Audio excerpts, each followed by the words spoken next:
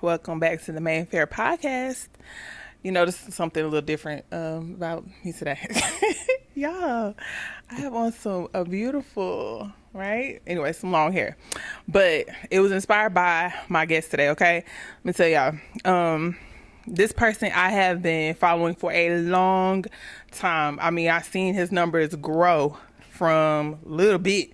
Okay, and then he became this big deal, and I was just like, wait a minute. And y'all, from afar, even sometimes up close, this is what I consider as someone who consults, who really truly is about growing salons, someone who is truly about growing in this industry. I want to introduce my friend, Troy Williams, digital consultant, marketer. What up, Troy? How's it going? What's going on, y'all? This is literally a I don't know. I would consider it you coming on as a, I don't know, as a friend, as a favor, just I appreciate you. Hopefully I can bring some value. Yeah, you can.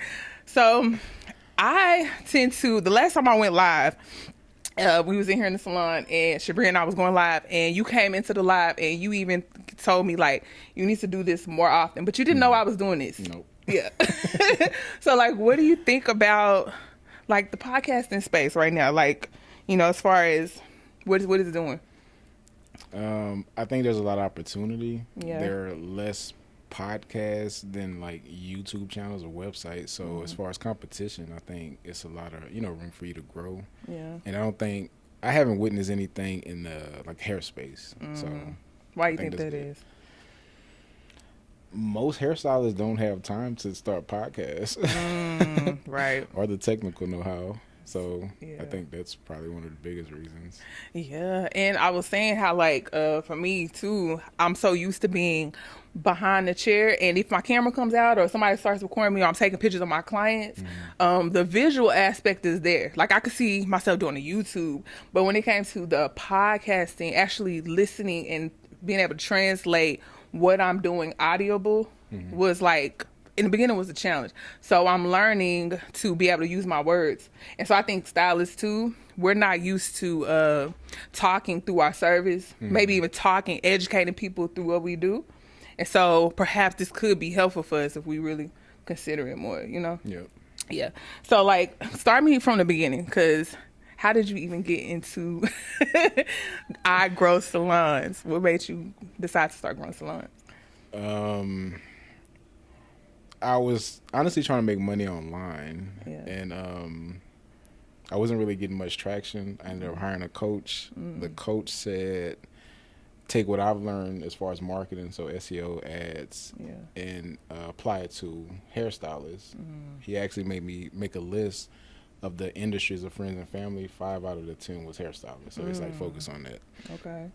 And reluctantly, I went into that space. I say reluctantly because I didn't believe there was like money there. Oh, shoot. Because all of my peers are serving like dentists and roofers and lawyers. So, then started getting clients from my girlfriend at the time. That worked really well. We launched a hair brand, vendors list. Then 2020, we shut all that down and went like full digital. But I Grow Salon started in 2018. So while I was helping her, I was like teaching other people how to do, what I do. Okay. So what is like I Grow Salons? Like, this, can someone just from anywhere? Like, what is it? Can I grow a salon? Like, from like the ground up, like they don't know anything straight out of beauty school, or do they have to, be in a certain Ideally, position? they should know how to do like good hair. Okay. But from scratch. So I don't know why I came up with that name, but it was little to no effort in coming up with the name. But it was really from scratch. We started in a spare room in her mom's like house. Oh, shoot. Got on Google. That worked really well. So that was the kind of the I Grow Salons and from scratch part, because that Google map listing really like helped us a lot. Like we didn't have to really do any marketing once we got ranked in the first position in Google. Okay. And so now, let's say a salon is in a position of, maybe they have a build a clientele, they make a consistent income. Is there a cap to growth? Like, how high can a salon grow? Like, what does that look like? Is there a success rate? Now, as far as like salons, I couldn't tell you. An individual, depending on what they're charging, you're talking like 10 to 15K per month. Oh, okay. Like right now, she's capped out because she can only handle like 2, extension clients per day. Yeah. Like comfortably. Okay. So from there, am I going too far? No. From there, as far as like what I always advise, stylists, if they're trying to go past that, is all you can do at that point is start educating. Okay. They usually gravitate towards like hair extension brands, but I say, the barrier to entry for like selling education is a lot lower. Okay. So, and see, I'm glad you said that because I definitely was feeling, you say capped out, I'm glad you used it instead of burnt out, because it got to the point where I'm like, how many people can I take a day where I'm just doing hair over and over and over? And then I was like, okay, well, then when education came about, it was like, now I want to just educate. And then it was like, but I can't not come from behind the chair. My clients still want me to service them, right? And I was like, okay, I got to start hiring. So now that I'm in a position to hire and have people come in and maybe just even duplicate myself, I feel like that's the growth that I'm at. But then I don't know what it looks like beyond that. It's like, all right, what is the like business plan, the business model? Does that stuff change? Is it okay with change? I have so many questions when it comes to my growth pattern. You know what I mean? Yeah. So that was my thing with growing.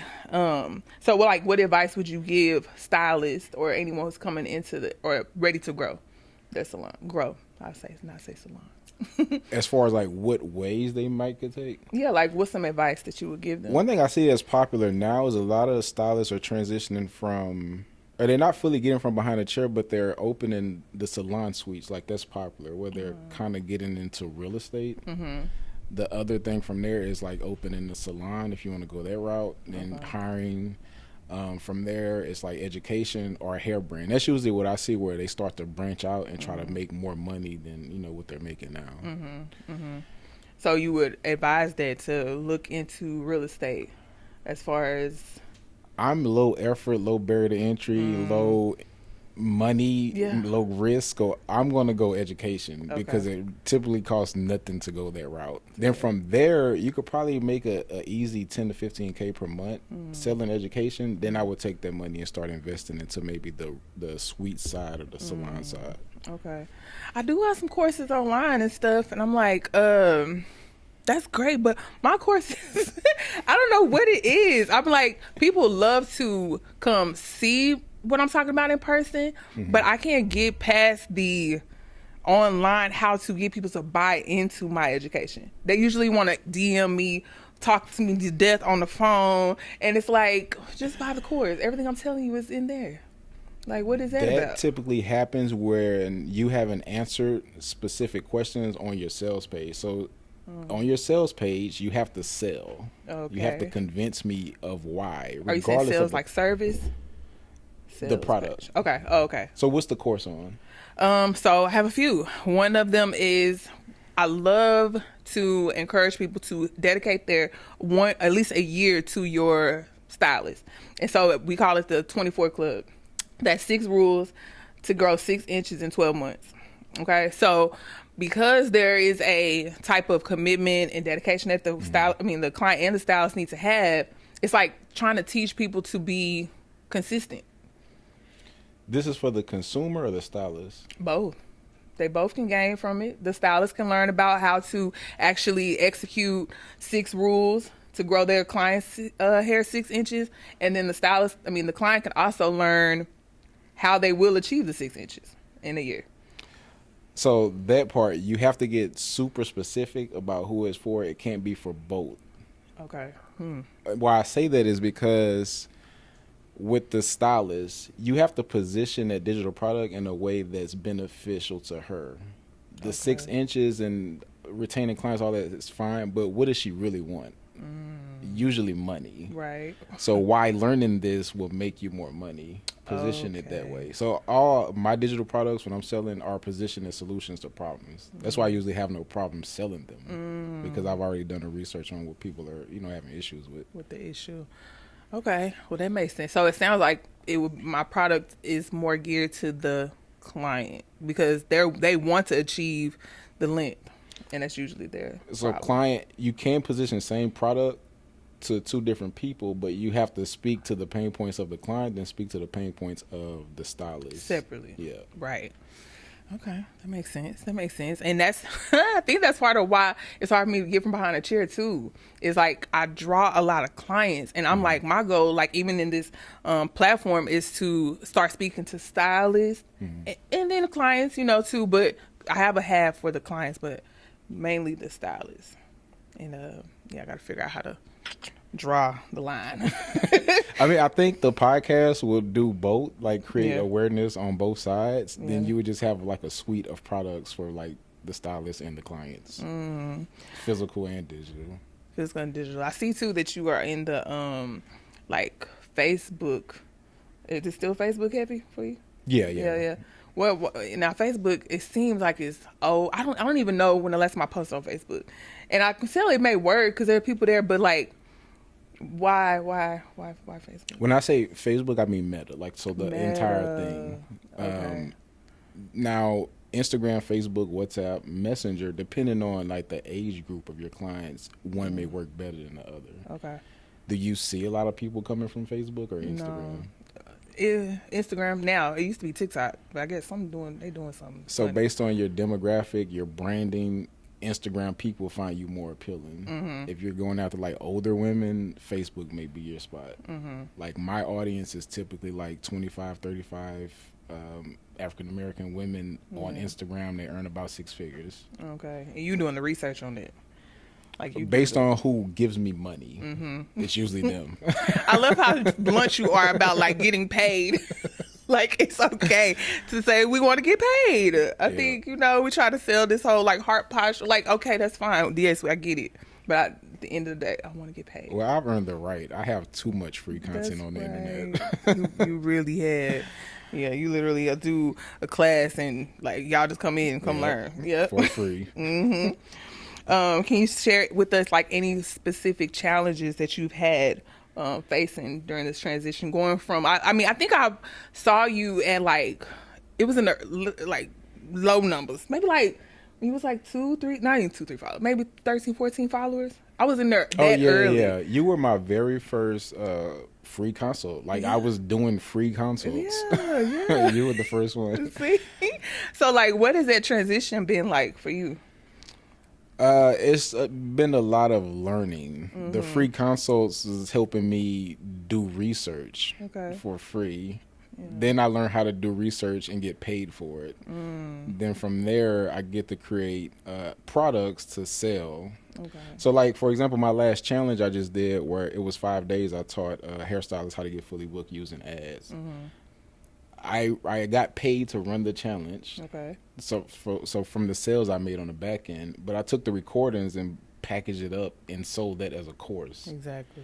So just learning how you can be creative and make money and just, you know, not focus on one thing and exchanging time. Because I was doing a lot of calls earlier in my career and exchanging, you know, time for money. But you can only go so far. Did you have any like challenges with that? Like what's one of the challenges you had to get over with that? Charging low attracted like low quality people where you usually didn't get good results. Then they usually had like issues. So I learned to keep filtering. So I don't know if you've seen my message change from, hey, you need to be making 10K before we do any business. I do remember. So that was, again, trying to filter unqualified people out to just make sure I give the best experience. That's good. I've been thinking about going up on my prices and going up, but like you said, the message got to make sense with the change. Yeah. So now do you still do extensions? Is it extensions still in there? Like, yeah, we started back in 2023. She started back like October 23. I got involved December with like setting up her funnel. Okay. Because she was like passing out business cards, but nothing was really happening. Nothing major. So funnels was really working for me and my business. So I'm like, let me test it on a hairstylist. What's a funnel? It's just like a sequence or series of like, it's like a website, but it's designed for the user of the site to take a desired action. We don't want them like looking at the contact page and info and about us. We want them booking. So it's like one button in a calendar. Like all they can do is book. Yeah. So we're funneling them into the chair. Into the chair. Is that also when, like, after you've been funneled, you start getting those like messages, reminders? And yes, all of that. It keeps on bringing you in. Yep. Yeah. So that's why I've been pushing heavy to the stylists now, because most of them have these booking sites, but like Acuity, but they don't have really a lot of features to run your business like in full. Right. So I've been pushing the funnels a lot. Okay. Let's figure out a funnel. I had a funnel once, and I think I feel like it made people run away. Like, they was like, opt out, unsubscribe. You keep on reaching out to me. But I guess, hey, those who want to be there are going to be there. Yep. McDonald's is a billion sold. I like to say that all the time. So, like, if you can give us maybe some keys, tell me something as far as the stylists or maybe salons, I even know some digital marketers who are in the industry, maybe who have ready for a career change, ready to start doing something different. Is there anything that you could share with us when it's time to start growing into from behind the chair or into a different space? Like, 'cause you didn't start as a barber or nothing. Did you? No. Do it? No. Okay. So specifically from behind the chair, I would transition like my mindset into now I'm an educator. Okay. And also get over the hump of providing valuable content for free. Gotcha. Like, have it in your mind that you're going to post on YouTube, Instagram, TikTok, whatever, for free and not expect any money. Okay. That helped me out really well. I didn't have any expectations. I just wanted to give value. And then eventually all of that came back to me in the form of money. Absolutely. Okay. I love it.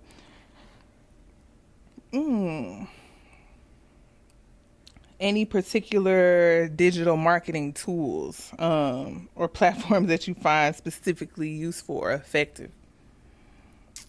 Metricool for scheduling posts and your social media analytics. So it does your TikTok, Pinterest, YouTube, Facebook, all of the platforms, but you can see like your impressions, Metricool, engagements. MiniChat, that's like that automation. New? I think MiniChat has been around since 2016. Oh, damn. Okay. So it connects to your DM and your messenger. Yeah. So it can automate like conversations and gamify it, like where they can like tap buttons. Those two off the top of my head. Okay. Chat GPT. Right. Hello. I mean, like, at first I was like, I'm not doing that. I'm a human. I can think on my own. Like, you know what? They can help. It's like a free second brain. It is. Well, pay the $20 per month. But yeah. And then you can tell it how you want it to talk, and it's like, okay, you sound like me. That's cool. Yeah, no, I'm all about the I don't know, the AI, the advances. I even was like, if they start doing robots where they do hair, I'm with it. Y'all can come and get the shampoo, get whatever. Yeah, are you with the AI? With the technology? I am. Can we talk like this crazy on here? Yeah. You ain't no... I don't believe like humans should be working. I think they should be off doing creative things. So it's two sides. You know, people get scared like, oh, they're going to take my job. I feel, that's people who like to be lazy. But as a, entrepreneur, creator, it's like that can replace you. And imagine a system where, let's say people at McDonald's, like they're going to be replaced by a robot. If you had the opportunity to invest in the robot where you take a percentage of the income. Serious. So in my mind, those opportunities will present themselves. So I'm all for it. Same. People don't have to work anymore in my mind, but it also can enslave you. It could, but I mean, we already there anyway, right? Like when phones came about, I was talking earlier about how I don't even really know how to get around without GPS or without maps, right? But there was one point in time where I had to remember landscapes and stuff. Yep. So, I mean, we kind of are already getting there. It's just like you said, how can we prepare on making it an investment and it also pays us back and not just become completely thrown off by it. Like talk about it. It's fine. It's fine. So you're talking about creativity. How do you stay creative and innovative in the digital marketing space? Mainly by consuming other people's content. Yeah. I don't get on Instagram or these platforms to get lost. If I'm spending time on it, it's to like learn something or get inspired. Then I hop off. So mainly that's the easiest way for me because you already have like the data. If you see a post that went viral and you do your version of it, you may could get some of that. Maybe not all of the million views, but you know a small percentage.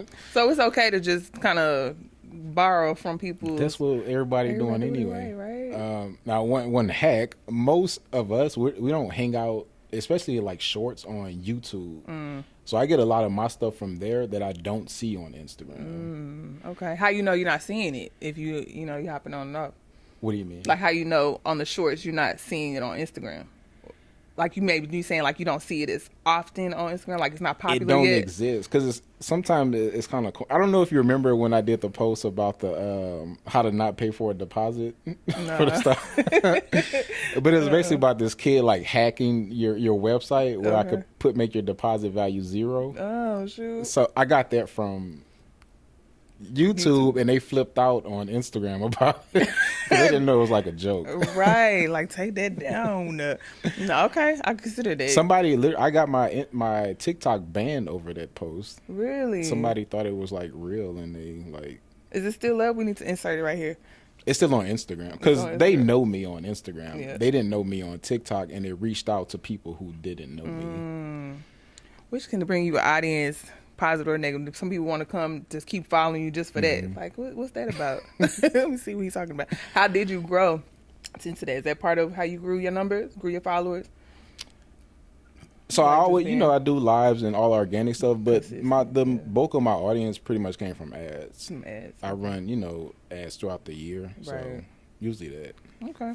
Yeah, I'm trying to grow. I feel like I be having to put in real effort, like actually going engaging people, like being personal. But I feel like, is this how they really do it? Because I need some interest. So my new it's not new, but you should have been doing this anyway, is to have ads running continuously, indefinitely. So set a budget that you're willing to lose every month and deploy that. Because one of my biggest clients, like, I met her when she was doing about $20K per month. Now she's about $600K per month. This was in 2020. Her ads have never been off, but she's good at organic strategies as well. You got to be able to do both, so people aren't just seeing you as a bot in a way. Yeah.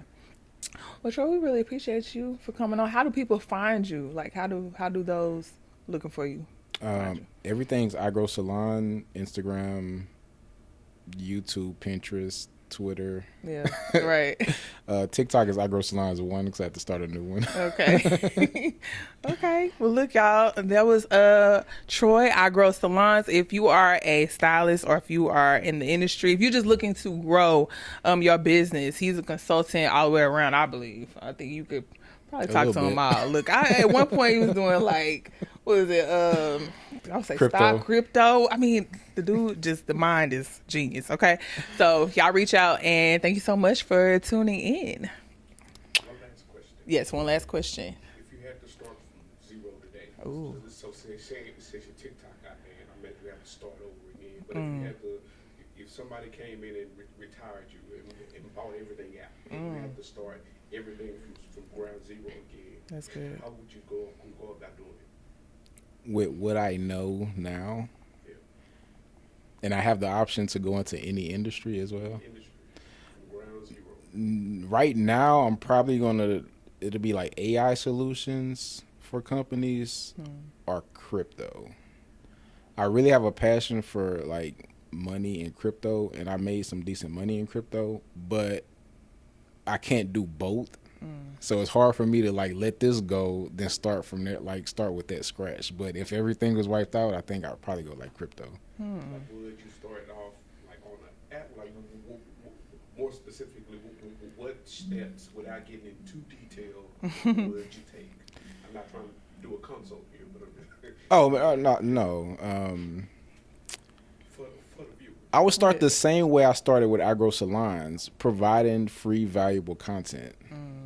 And I've done this when I was doing crypto. I brought it to you guys and y'all stylists, but I also I did a whole Zoom with my family to, have them learn the basics of what it takes to invest in crypto. So I would probably start a blog, YouTube channel, just educating. Then I already have, products in my mind. I don't know how familiar you are with crypto, but there's a thing called a bridge. It's like, you know what Bitcoin is? Yeah. You know Dogecoin? So say you needed to transfer your Bitcoin to Dogecoin, you would need like a bridge because those are not the same network. So that's one product I know I would want to launch, like if I went that route as well, because you're basically like a toll. You get to collect free money.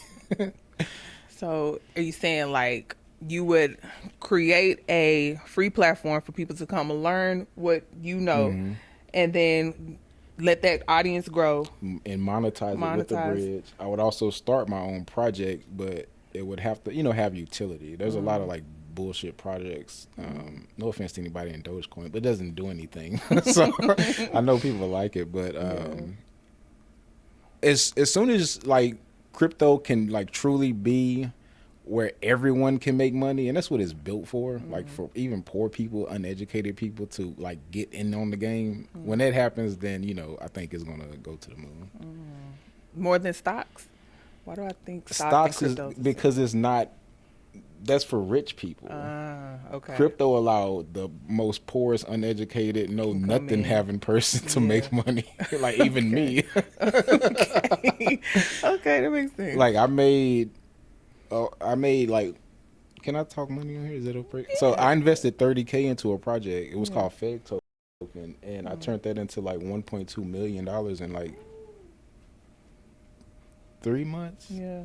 Yeah. And this was my first project. That's one thing I don't. We're turning to crypto talk. But I've always been good at picking good crypto projects. I say that much. Okay, based on just like how you watch them, study it, pick up on the behavior. I look at market cap, so that's how big the project is, like how much money is supposedly in it, and how many people you see talking about it.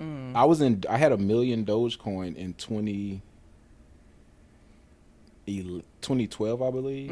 Then it went to 70 cents, so you're talking like $700,000. I lost it because I didn't know enough at the time to. You have to keep your crypto in a wallet. I had it on the exchange. The exchange went bust and they kept it. Yeah. And that's good that that's something you can like teach and replicate. Because you almost, when I hear it, I'm always like, dang, can everybody make that? And it's like you say, hey, if you get do it the right way. Like if you're right now like down, no money, no job, you don't know anything, just start paying attention to crypto. You'll get money in that before you do going, college or anything else. Other than that, start a business. I always encourage that. Yeah. I feel like they the same shit. Would you encourage stylers to accept crypto as a form of payment? Ooh. Definitely. We did what was called a press release for our hair extension company, where we were the first hair extension company to accept crypto. There was a plugin for a WordPress. It was like back in 2016 that allow you to accept crypto payments. So yeah, because it'll open. And what happened is we got an order from a girl who probably was cash poor. It's like people that have millions of dollars in crypto but like no cash. And since they can't really buy stuff, they just don't. So imagine, you getting customers just because you started accepting crypto. Yeah. I hated turning my crypto to cash. Like it hurt my feelings to do that. Because it's less valuable in cash. I just think having cash is not smart, because thing is, so say you have $100. Okay. That $100 can only be worth $100. Right. And with inflation, it's going to be worth $20 eventually. Yep. Crypto, you do have the opportunity to lose value, but gain as well. Right. So it can be more than 100 eventually. Yeah. Okay. Consider that. So if you're going to just store money, like, park it in Bitcoin. Now these banks are involved. It's not going anywhere. Right. I've been thinking put them in the banks with the was it AYP, the accounts that have a higher 4%. Yeah. And that's usually like that. I learned is a sign that the economy is bad, because now they're encouraging you to save. When it gets back to point one, that's them telling you go spend money or go find different vehicles that's going to make you money. Yeah. That's good. That was good. Good question, Tori. All right. Yes, good job. Thank you so much for being vulnerable, honest, and transparent. Because people be. I mean, if y'all wanted to talk crazy, we could have did. I mean, we could. Just for the season. That's what I'm saying. Season 2 gonna be like one of them. Look, y'all. Yeah, like people get to know us. Hey, we're here. But yeah, that was good. Thank you, friend. So, I don't know if you see my Instagram, but your girl's starting from the flow. Mm-hmm. But how would I get access to somebody like you moving forward? Like, how would I go from where I'm at to getting to that point to working with you? So that's why I do all of the free content. I literally give you everything that I would do in your business. Say you want to set up ads, it's like step-by-step tutorial where you start making money off the free thing. Then from, what you made from there, then you come give me money to move faster. So that's my essential funnel. I give out a whole bunch of free stuff for you to go get results, then come pay me when you're like, stuck somewhere. Yeah. It's all over. I had a lot of girls hit me up that said, they watched my ad tutorials, made money, then they came and hired me to, take over. Exactly. Yeah. I need to figure out what kind of free stuff I want to give away. I'd be like, All hairstylists are like that. They don't want to give away nothing. Free. Give you a free product, you get a free sample. But no, I need to figure out what I can give away. I was trying to work with this one lady, and she was like trying to hold back. I'm like, people are going to they're going to tell you're holding back. It's not going to work in your favor. Just give it all for free. Especially because honestly, there's no cap to what we know. Like, we're the experts. So I mean, I could talk about hair patterns for months, right? And it's just like, oh, I didn't know this. So it's like, we really can if you're an expert in your. Outside of information, what are a couple of free items that a hairstylist could offer to her clients outside of information and freestyles? Like, what are some things that the hairstylist community could potentially offer for free? For free, all I could think of is education. Well, whatever educate on it. Like clients, I would leave them with a guide on how to maintain the sew-in. Right. But it would be like YouTube videos, so you can start getting these views and getting them within your, your world. Then when you do have something to sell them, they've seen you so many times. Other than meeting you in person, it's easier to convert them. Absolutely. Yeah. Is being monetized a large stream of income for you? What do you mean? Like on the social media platforms, like, how people get paid? I'm not monetized. They don't like me like that. I've been on YouTube for like forever. I still have not gotten 4,000 watch hours. That's what it takes, the 4,000. Yep. Look, so y'all go watch my boy, 4,000. That's not. Come on. But I have a new strategy. I'm going to blow past it, but I was on. They just was not showing my videos love. But to answer your question, I wouldn't worry about getting monetized on them platforms. You can monetize yourself a lot quicker than they will. They're only going to give you about 5 to 10% of what you're worth. So create your own products, basically. Yeah. I feel like if you can't utilize social media is such a free avenue to just promote yourself. Then by the time you get monetized, you got to be really good at it, because monetization, they want you to keep doing it. You got to keep getting the views up, keep getting the people up just to get paid.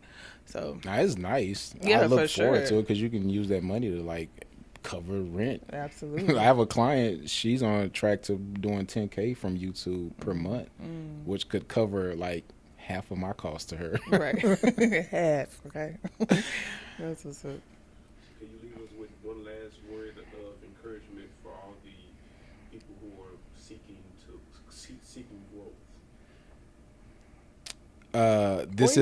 One last. I want to ask. I want to build on that.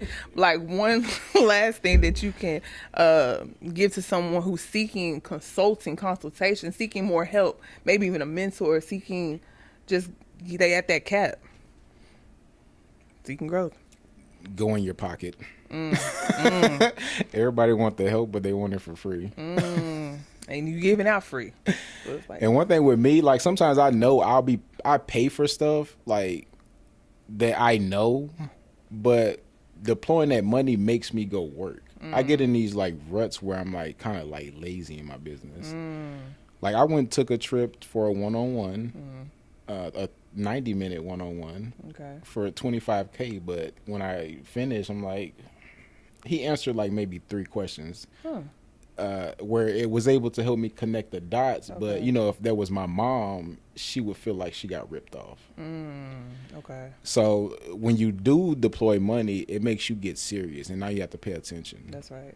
That's one thing about like low tech. How much is your course? I dropped it because I was like, well, it's not really doing what I need to do. But it was 59 and now it's 29. So 29 usually going to attract like low quality people. They're going to buy it and not even take it. You put 297 on it, they're going to be paying attention. What is it about that 97? I see that often. It's psychology. Like 299 is too close to 300. Right. And 300 is 300. Okay. 297 for some reason it kind of seems like 200. Okay. It look lower. Like I can spend that. So all my prices end in 7. Okay. All right, I'll consider that. But really, I was going to go down. I was stuff. like, I'm finna just give it away. Fine. Then you start, you know. If you got like no sales, give it away. Yeah. In exchange for reviews. Then the reviews will sell it. Okay. Yeah. Okay. You can do that. Is there a certain number, like give away 10, 20? Yeah, I would do like 10. Like, and probably, are you familiar with school.com? It's like a new online course platform membership. I would create a free school to get them in there so you can start providing value and getting reviews, and that would be just like your core like test group to see what they're facing, then how you can refine your product. Okay, I can do that. I had Teachable last year. I paid a whole year and didn't use it at all, but I'll try School is the new popular one because they've gamified it. Also, they do leaderboards. So the people that in the month with the most money made get to go meet Sam Ovens and Alex Hormozy. I don't know if you're familiar with either of them. I'll look them up though. Oh, that is there. They make it more like competitive. That like you say, make you want to go in there and do it. So that's why I joined, like, so I could try to go meet at least Hormozy. That's So how dope. do you stay organized with doing all that you do? I'm not. I have a million things going at once, and I put things down. Then like time passed, I'm like, damn, like why didn't I double down on it? Like that was the $1 million that you supposedly looking for. But it's easy, even where I'm at, to get distracted by different things. Like 3 weeks ago, I got distracted again with crypto. I'm like, this is stupid. Do you have a team? Do you have people No. to help you? Okay. I have one person. He's like technically virtual, but he's a really good like number 2. He almost is like a COO for my business. Like, and we didn't even try to do that. Right. So he helps out a lot. Okay. But you just like to do things. Like I don't. No. Oh. I prefer to do this. Like I would just rather create content. Okay. But there are mazes I have to navigate in my business in order to get to this position. So you plan to hire a team eventually? Yeah. Absolutely. Gonna have to. In a big building, skyscraper, all of that. Come on. Yes. Look, we're going to check back in 5 years, 3 years. Remember you said that. This is up. Okay. Well, I appreciate you coming on. No problem. Yeah.